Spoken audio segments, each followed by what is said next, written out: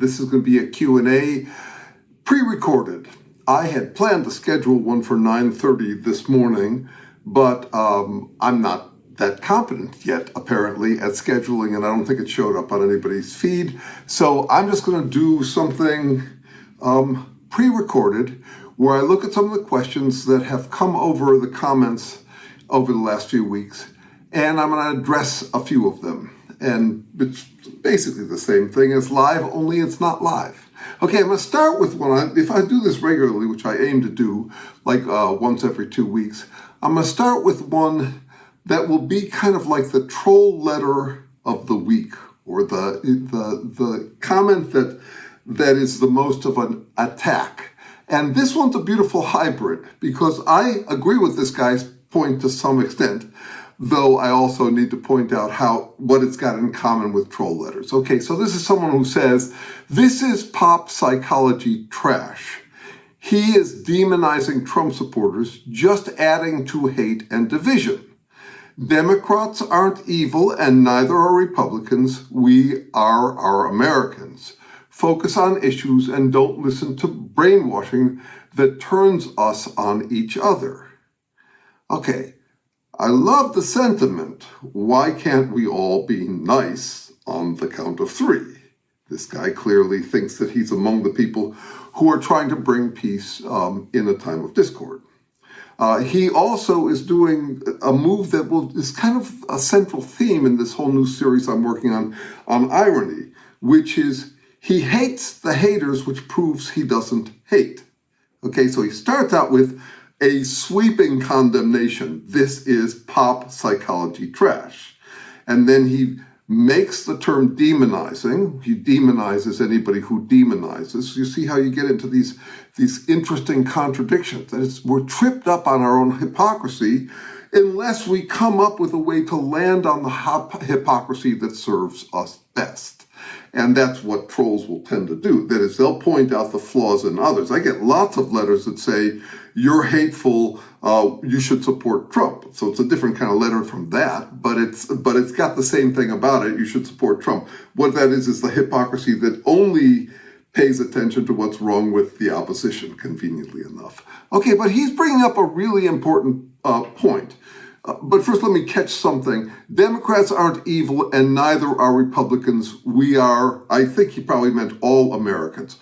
Fine. What, though, does that mean? Does it mean that there is no such thing as evil in the world? I hear that sometimes.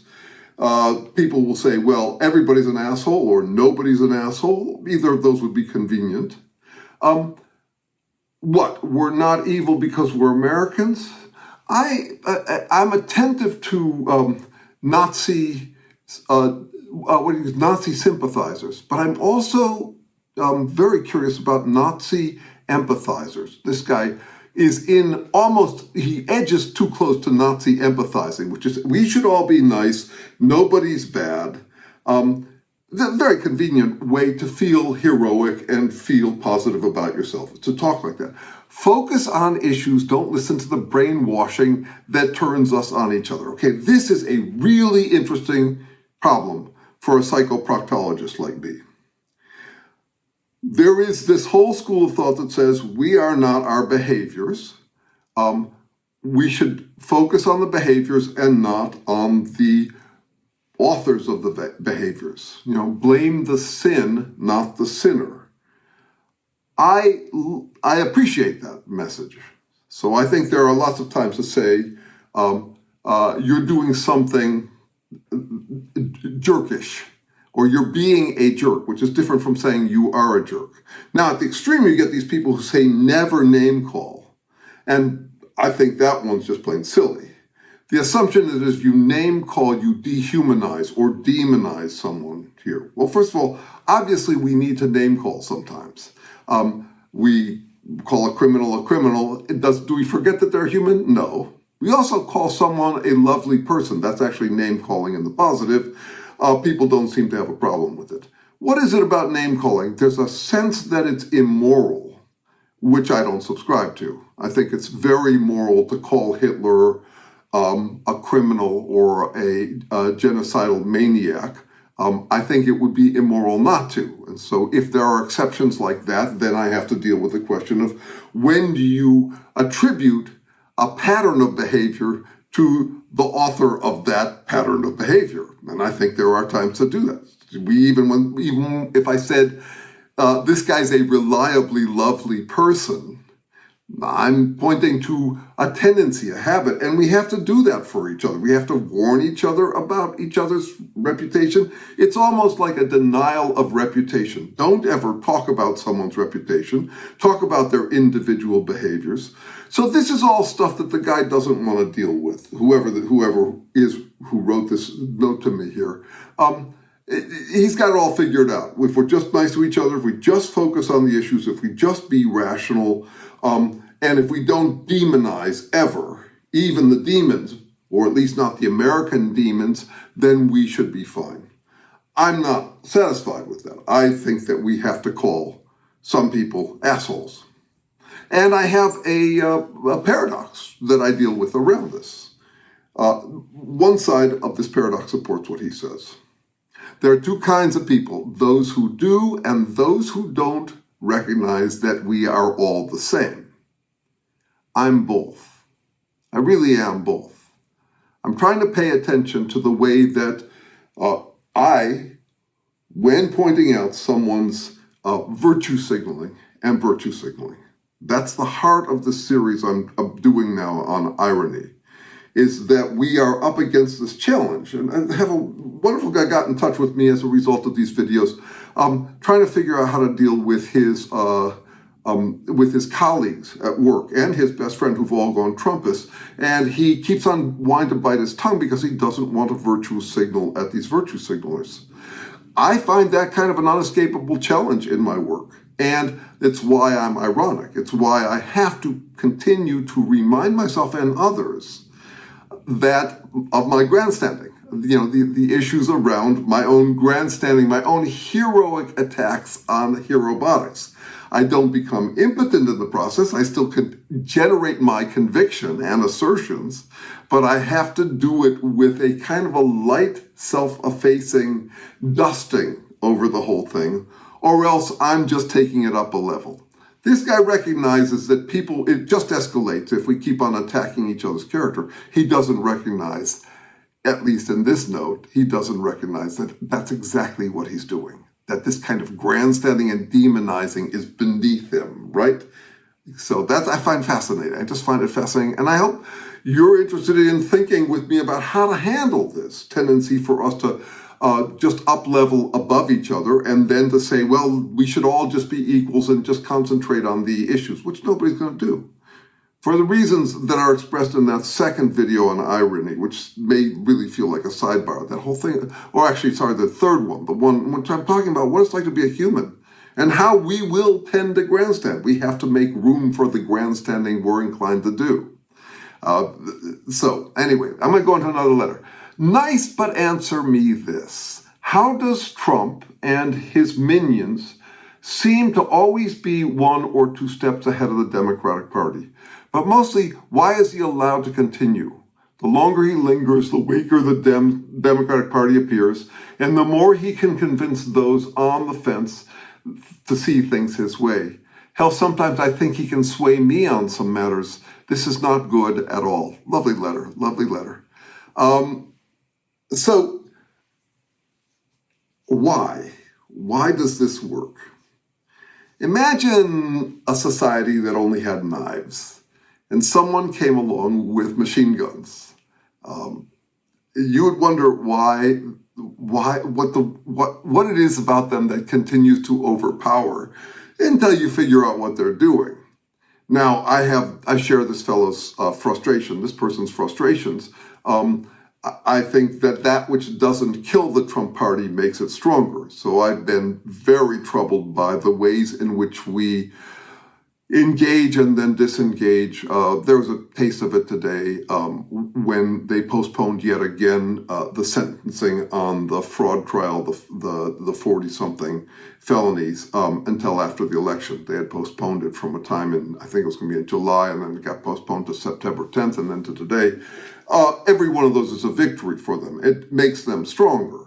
That's why I focus so much on how to co-evolve strategies in response to the demagoguery that we're getting from Trump. It's a new breed of demagogic behavior. It's one that actually traffics in and glories in stupidity. Most of the leaders in the past were more articulate. Most of the dictators in the past were more articulate and had more careful engines for it. This just looks like a drunken stupor, how they talk and what they do. And yet there's newfound status in it. In defying norms the way that the Trumpist movement is doing, it took us by surprise. We're very late responding. And it plays off a kind of status that's been overlooked. Being an absolute hypocrite is a source of status. Kings and billionaires don't have to give a fuck what anybody thinks. And they can change their minds on a dime. That's what money and power buy you, is the power to be an impulsive tyrant. So you've got a bunch of Don wannabes who are out there who are already inclined towards slop because their lives were messy and they were education deprived in a country that's been sloppy at taking care of its own people, and also is in a belt tightening period after hundreds of years where we had this incredible windfall continent to exploit. But anyway, one way or another, there's a bunch of Don wannabes who are enjoying playing the dumb hypocrite like him, and we haven't known what to do with it. And how we engage them hasn't been working. And that's one of the points, that was the whole point of that series I made, is that what we're doing isn't working, and this would work better. I continue to think we need better and better techniques. I do not have the final techniques. I think we're dealing with the hardest possible question humanity's ever faced, which is how do you humbly humble people who will say or do anything to avoid humility? It's a make or break question. If we can't solve that, I think we're doomed as a species, because the Trumpists will keep on coming back, and they'll keep on coming back with exactly this kind of formula where nothing matters to them other than pretending that they win. So they have a permanently assured conscience, by whatever means. That is, nothing I can do is ever wrong because I am a member of X. So this would be true of Trumpists of any sort. I used to not call them hero bots, I call them Trump bots, and not after Donald Trump, but after what the word Trump means. It means two things originally: fake and beats everything.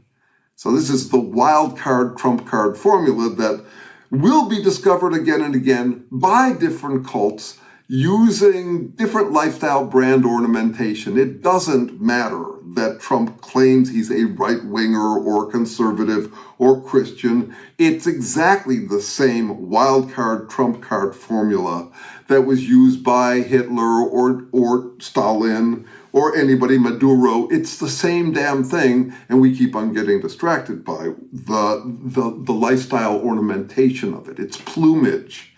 That's not the point. It's the same basic strut. And what it is, this is a wild card, which is I can do anything. I can claim anything, and whatever I claim beats all. I can do anything, I can claim anything. So I think this person is right. Why have we been two steps behind? But I want to say one more thing. I was wishing, before Trump came along, when I was studying psychoproctology, I thought we needed a large print, obvious, like a first grader's word finder puzzle, tyrant to come along. Exactly like Trump. I was wishing for a Trump because I thought nothing was going to wake us up to the generic problems with these guys, short of a cartoon caricature of one. You could mistake Stalin for a communist. You could mistake Hitler for a nationalist. It's really hard to mistake Trump for believing in anything other than getting away as long as he can with pretending he always wins.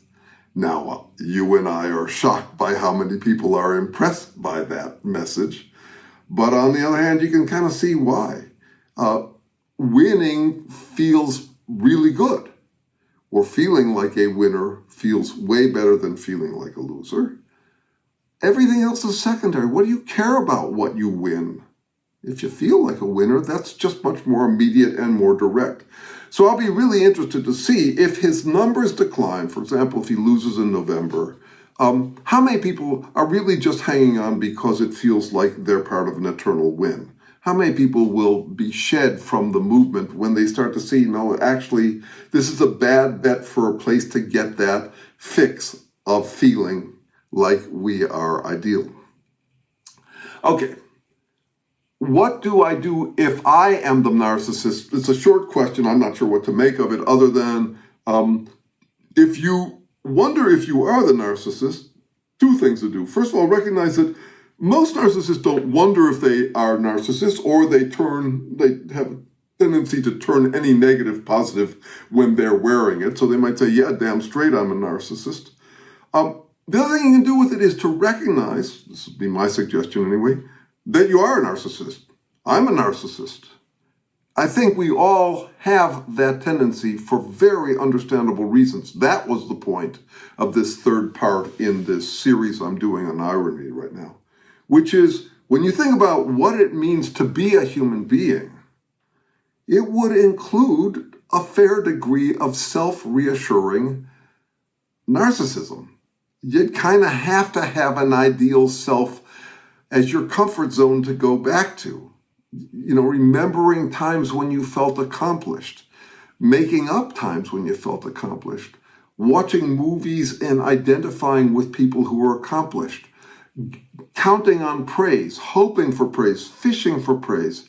I am a narcissist in this respect. Now, I want to unpack the term narcissist a little bit. I think it's a funny term. It should raise some questions.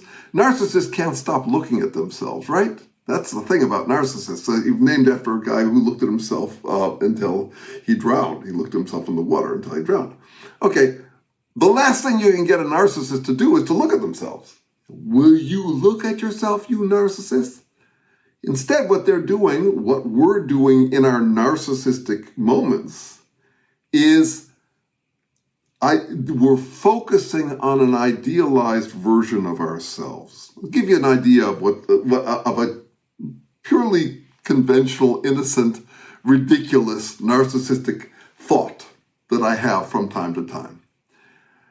Death is for losers, and I'm an exception. Now that's laughable. I know well that that's just absurd. But I do get that feeling, for example, when I hear about someone dying who isn't me, or someone growing older or looking suddenly significantly older. I saw an 81-year-old friend of mine today. He was looking good, but I'm not 81 yet. I'm 68. So there's a way in which, we call it schadenfreude, the joy of seeing others' mishaps, because it's a substitute for my own mishaps. So am I a narcissist? Well, it depends. I think the real question is whether I'm an absolute narcissist with anyone. This relates to the first question, actually. This thing about when do you call someone an asshole? Is it when they're 24/7 absolutely, consistently an asshole? Is it when they're an asshole with some people or on some subjects? Obviously, there are lots of extremely decent people who happen to be Trump supporters on the side and enthusiastic ones. I mean, I've met some. They're confusing. They're troublesome for a guy like me, because I'm fascinated by the whole issue of innocent evil or sympathy for the devil. These people can't help it. But there is something about the absolute, which I mentioned in one of the videos, as power corrupts. Narcissism, the original statement was power tends to corrupt. I would say narcissism tends to corrupt. Absolute narcissism corrupts absolutely. Sure, my narcissism can become unmanaged. Sure, your narcissism can become unmanaged. That's why I say self-love is important, but get a room and don't let it go to your head. So I guess the way I would recommend that we be the narcissists we are is ironically.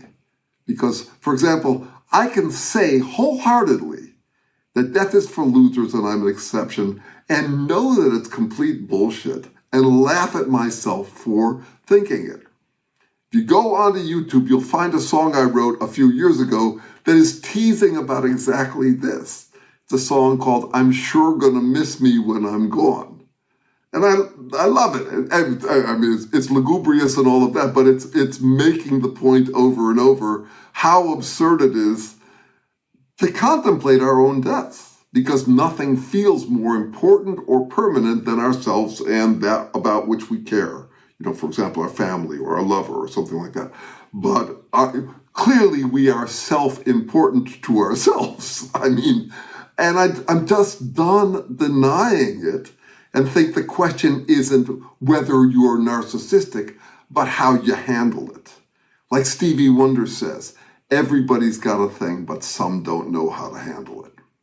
So that's where I'm focused.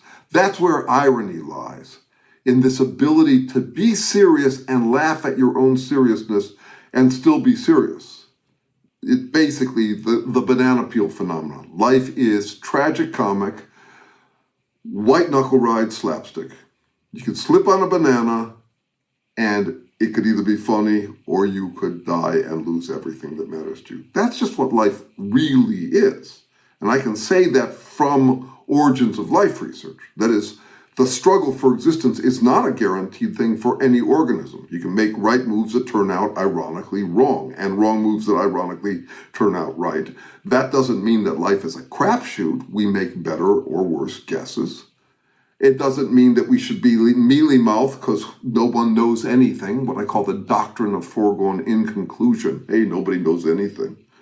No, it means you make good bets knowing that they could fail.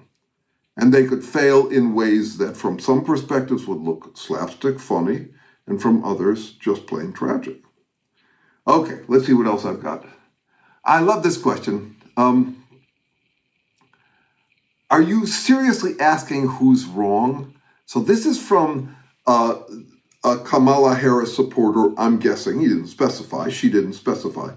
But it was in a video, I think it was maybe number 8 or 7 in that last series, where I talk about this issue of, that I mentioned earlier, the whole business about grandstanding as though grandstanding is beneath us.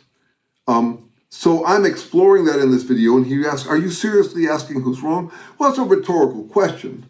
I think he posed it that way, but the answer to it is yes. I am seriously asking who's wrong. I have to. I'm an ironist. I'm a fallibilist, which means no matter how confident I am in a bet, I remain still more confident that it is a bet. So yeah, no, I'm asking if we're wrong here and there, because I keep on seeing cults followed by countercults. There's a movement that becomes an overstep in the right direction, some extremist movement, what I call a moronic movement. That is because it's piling more and more. You could never have too much of whatever we value. You know, they name some virtue and they just want to pile it on more and more, you know, turn it up to infinity, that kind of thing. And then there's a backlash against it from an opposite lifestyle brand. And then you get these reactions back and forth. The whole Republican movement was, in a way, triggered by failures of their movement against the rising democratic secular tide. So, for example, I was a dyed-in-the-wool hippie. I'm younger than most hippies by about 10 to 15 years. The guy I met today was at the grocery store was a guy I knew on the hippie commune I lived on for 7 years.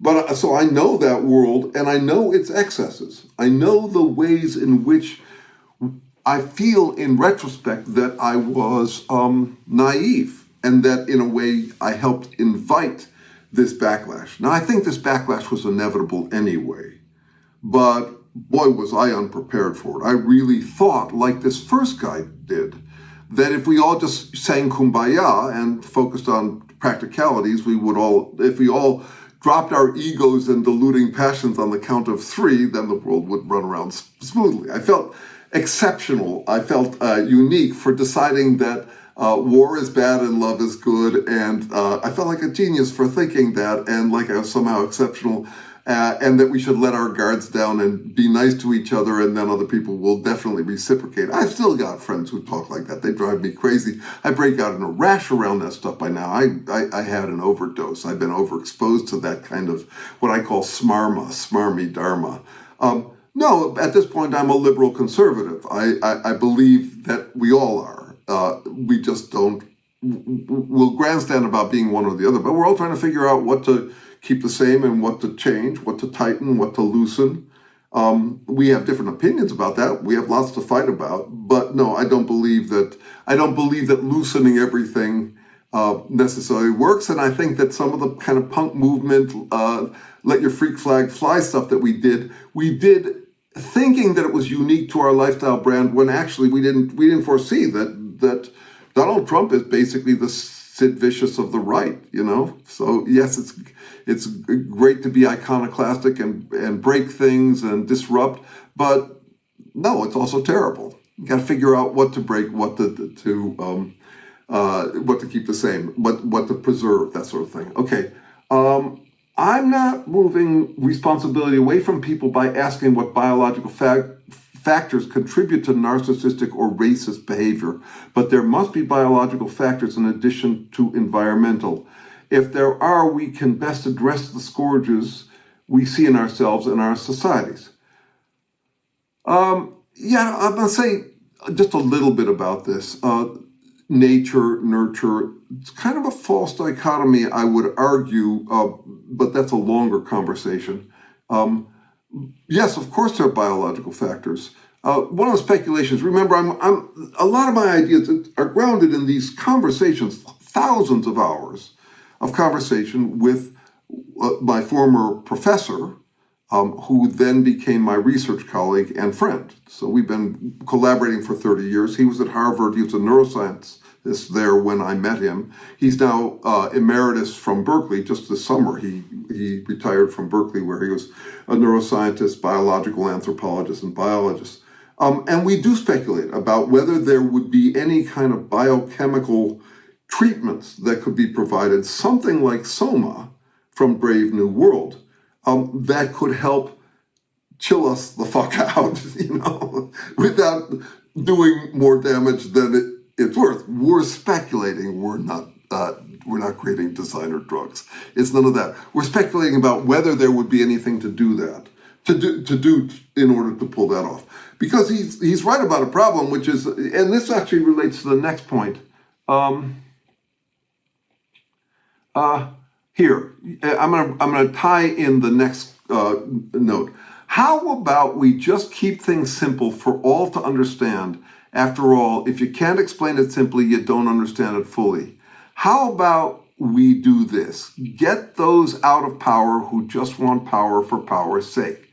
We protect the weak and vulnerable among us. We keep a wall between church and state. We make emotional intelligence great again. We vote on kitchen table issues that affect all of us, instead of voting for the guy who seemed to only know how to undermine those issues.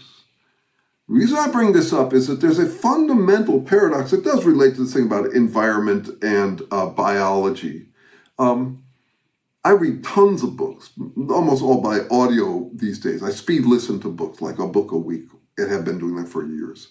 And when I read books that, many of the books I read in politics have this shape. Let's say they're 10 chapters long. And the first 9 chapters are about how we have lost our power to the power hungry or something like that. And then the 10th chapter says we have to use our power to overcome or change policies. It's what I call, if I were in charge of the world, how about let's do the reasonable thing all at once? In general, that approach doesn't interest me anymore. There was a time I reveled, and it was kind of fun to be like if I were in charge, if good people like me were in charge of the world, we'd make the whole thing spin way smoother. I just have no interest in that question anymore. It just feels like masturbation. And I should be clear. I like masturbation, but I actually don't want to turn government public policy into a masturbatory circle jerk. That's just not where to do it. Do it elsewhere. Get a room, right? So anyway, there's a little bit of that feeling about it here. Well, we ought to use our environment like our government policy in order to change our biology. It's a chicken and egg kind of problem. Yeah, it is a chicken and egg kind of problem. It's a particular kind of chicken and egg problem. There are, you could say, two kinds. One is the chicken and egg runaway effects, where you could say that people are becoming dumber and scareder and angrier and paying less attention to reality, and as a result they're neglecting reality and underfunding education, and as a result the thing spirals. So you could say any vicious or virtuous cycle would be like that. But in this case, we're talking about vicious ones, where the environment gets bad. We don't manage COVID well, or weren't prepared for it. Kids lose out on education. Those will be the future voters and government leaders. And that's, to me, is a spiral. So it's a kind of a chicken and egg problem that runs aground, ultimately, in what I've called the dissociation death spiral. As we dissociate from reality, neglecting it, it gets worse. And then we end up dissociating all the more, because who wants to pay attention to an unpleasant environment? And besides, with computer technology, we're going to be able to escape into all sorts of fantasy world with high production values. Okay, the other kind is what's much more interesting to me, trying to figure out how to do this. And I would not know how to do this with our government. I'm trying to figure it out, but I don't know. It's what we call checks and balances. That's chicken and egg too. Your entire biology is checks and balances. It's this process preventing that process from running into a spiral and vice versa. It's everything holding itself, and so too with government. So how do you fix chicken and egg problems is a really big question. And you could say what I'm trying to do around the psychoproctology work is explore with people who are curious better hunches about how the smart people can get smarter at keeping the dumb people from dominating.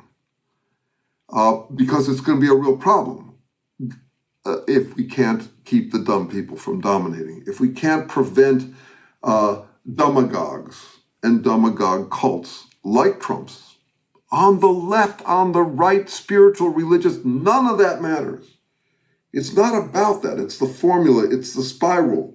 It's the spiral where they chicken and egg themselves into a position of absolute fake infallibility while they ruin the world or consume the world underneath them. Very scary prospect for us and our children. Let me see. I think I'm almost done here. What if you have two people, different sides, and they both have taken your course in this akin to a bunch of autonomous cars in a parking garage and depress auto park? Okay, I think I get what this is going at. And it's a real question. I happened to grow up, my dad was good friends with Saul Alinsky, who was the founder of a community organizing program that Obama was in Chicago. He was out to help blue-collar workers, the disadvantaged, become. He was working on the checks and balances issues. Well, his work got taken up fairly recently by the far right. So he wrote a book called Rules for Radicals and another book called Reveille for Radicals back in the 60s, maybe even the late 50s. And now these were leftist handbooks that are now being used by the right. Martin Luther King made a name for himself, and then Jerry Falwell realized, wow, you can take religious fervor and channel it into politics. So Martin Luther King's playbook became the playbook for the religious right, for the Christian nationalists. This also relates to what I'm talking about, which is whatever tools you think you've developed, they are not yours uniquely. They can be used for any brand. I'm trying to get us to look at the generic qualities, not the proprietary qualities, like that Trump's tricks are just for right-wingers. No, anybody could use them for anything. Communists have used them. Hitler used them. Same tricks. Yeah, when we find a new trick, we don't forget it. it gets used by anybody who's willing and able to subdue their conscience enough to use these dirty tricks. So anyway, yes. So this is actually related to, this is a great place to end, which is we're co-evolving our strategies. So this guy, the first guy who wrote, who says, or the second guy who said, why are we 2 steps behind? That's why I thought we needed to have a cartoon caricature of a dictator, the way that you put antibodies into a body politic so that the body politic, or the body, the antibodies in a body, develop responses or reactions to them. So in that respect, I'm quite hopeful.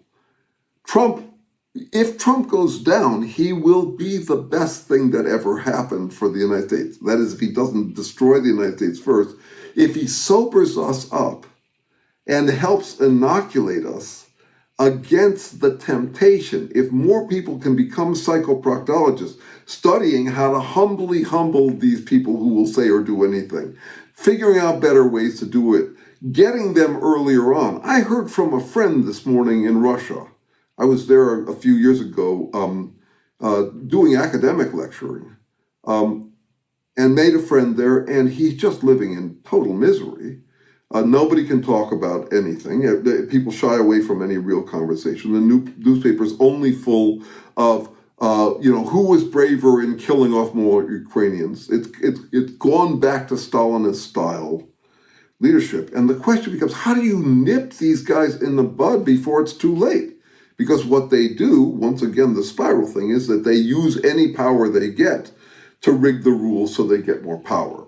So if we can use Trump that way, if we can learn little by little to create checks and balances to prevent that stuff, if we can learn to grease the turrets on our defense systems so that we can catch that kind of absolutism coming at us from any corner, even from my own lifestyle, from the people I admire most. I have this one buddy, he's a very successful activist, and we debate back and forth whether or not we would fall for a Trump who was supportive of all the issues we cared about.